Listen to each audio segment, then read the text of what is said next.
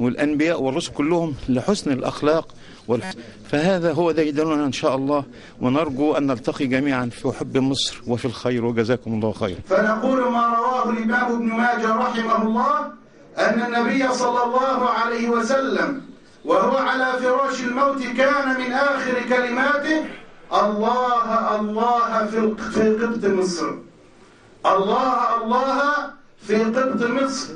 وقد قبل النبي صلى الله عليه وسلم هدية من سلمان الفارسي قبل الإسلام، وقبل هدية من المقوقس ملك مصر وكان غير مسلم.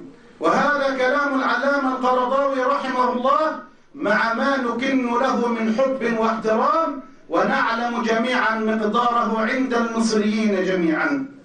هكذا أيها الأحبة الكرام المحتفى بهم قضيتنا الأساسية الآن نأخذها من أعيادنا في هذه المناسبات، أن نبقي على تماسكنا، وأن نبقي على ترابطنا، وأن نبقي على وحدتنا، وأن نخطط لمستقبلنا. بقول لإخواننا الأقباط كل سنة وأنتم طيبين جميعا، وكل سنة ومصر بخير. كل سنة وحضراتكم طيبين جميعا، وده مش عيدكم لوحدكم، ده عيد المسلمين كمان، لأن أنتوا دايما بتشاركونا كل أفراحنا وبتشاركونا كل مناسباتنا الدينية.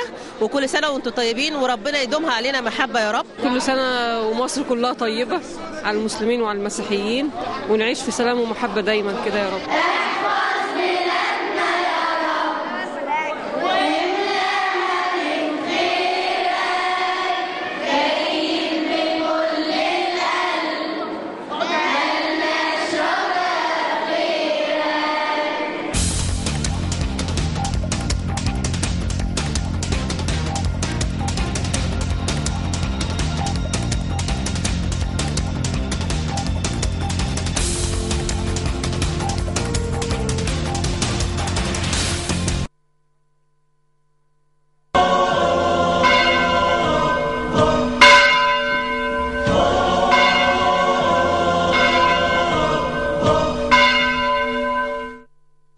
الثلاثاء